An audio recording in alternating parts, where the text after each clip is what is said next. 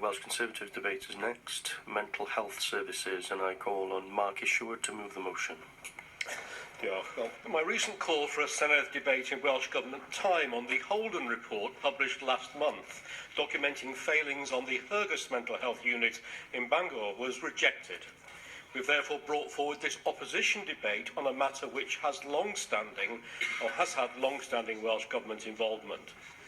In 2012, the Deputy Coroner wrote to the Health Board outlining her concern after a woman died in the Hergus unit. After Professor David Healy from the Department of Psychiatry in the Hergus unit raised concerns over developments in the provision of mental health services in North Wales, Leslie Griffiths, then Health Minister, replied to Darren Miller in 2012, stating an independent review would commence shortly. After I raised the same concerns with the then Health Board's Chief Executive, she replied to me in 2012 that she had initiated an investigation. But the board was not put into special measures until June 2015, after an external investigation revealed that patients had suffered institutional abuse in Glenclwyd Hospital's Ablett Acute Mental Health Unit. The Health Board stated that it was alerted to serious concerns regarding patient care on the Tal Van ward in the Ablett unit in December 2013, but concerns about this ward went back a lot further. For example, in 2009, I raised with the Welsh Government and Health Board the concerns of a constituent who said that the treatment received by her husband in the Ablett unit nearly killed him, that 3 other patients admitted around the same time as her husband had similar experiences, and that she was now worried about the treatment others may receive in this unit. Ahead of the Holden report's publication, I was one of 5 members to receive correspondence from a retired NHS executive after he had seen the report and appendix. He stated, up until now, the Health Board has protested that the main text of the Holden report and its appendix, completed in December 2013 and containing extracts from the damning statements of 40 whistleblowers, must remain hidden from public view in order to safeguard the confidentiality of the whistleblowers. The decision to withhold evidence of neglect on such spurious grounds was deliberate and willful. The Health Board, he said, has finally given up this pretence by now accepting the Information Commissioner's ruling, first made over 16 months ago, that the report should be published in full. It is now crystal clear that the main body of evidence provided by the whistleblowers, all of them key members of staff on the Hergus unit, was deliberately kept hidden from view. This was done not to protect the identity of the whistleblowers, but to conceal the acts and omissions of their senior managers that were causing staff to be bullied and patients to be neglected. The Health Board, he said, made a brief summary of the report available to the Public Accounts Committee in November 2015. But publication of the full report now reveals just how much detail was concealed from the Public Accounts Committee at the time. As he asked, how then was it possible that in 2014 the most senior of these managers was allowed to make reports to the Health Board and its Quality Committee, which concealed his own part in the Holden process? And has the Health Board now satisfied itself that the senior officials responsible for this mess and for keeping it under wraps for so long have now all been removed from any responsibility for the care of vulnerable mental health patients? Speaking here in September, the Health Minister said it was important to note that a summary report was published in 2015, including the Holden recommendations. But this is the very brief summary report referred to above, which did not describe the 31 concerns listed by staff.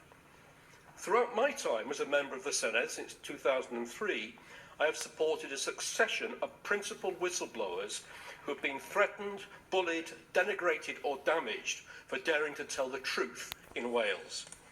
An event that led directly to Holden involved 2 senior nursing staff who had raised safety concerns being summarily marched out of the building on a trumped-up basis. In the case of Tal Van, 2 members of the medical staff were put on restricted duties and referred to the GMC.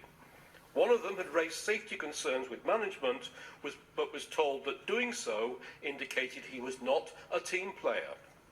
A letter I received from Professor Healy in 2019 stated, "Several of my patients have died, in part because of difficulties in getting them input.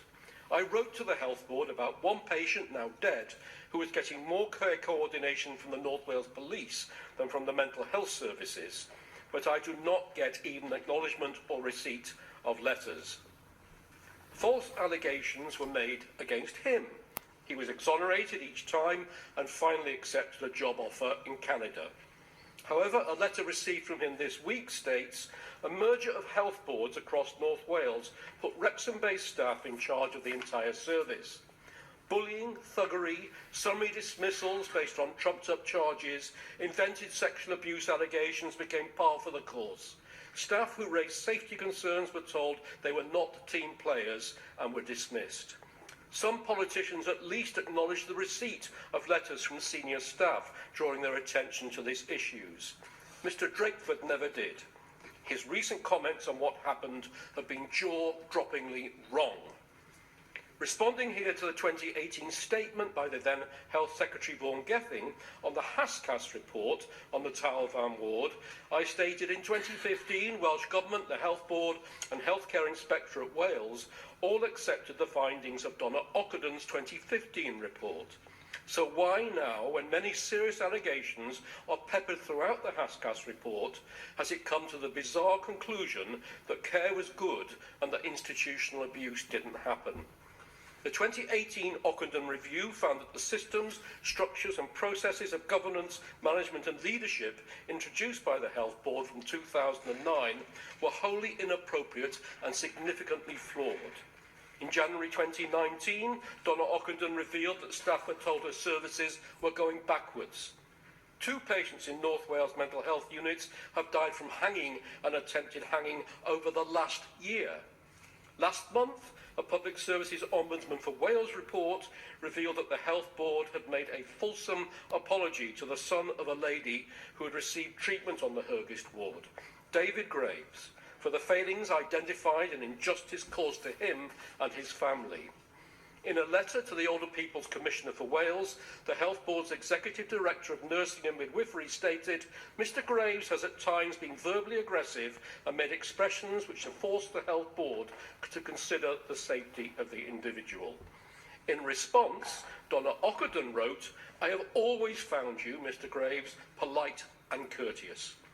Yesterday, North Wales Community Health Council's Chief Officer wrote to me ahead of this debate, stating when it comes to implementing recommendations of challenging reports, Bete Cadwaladr University Health Board have been slow to act. Some may say reluctant. Our motion therefore calls on the Welsh Government to apologise to staff, patients and the families of those adversely affected, and to undertake a fundamental review of mental health services across Wales with patients, families, professionals and other stakeholders. This whole episode has been a disgrace and a stain on the reputation of this establishment and the Government of Wales.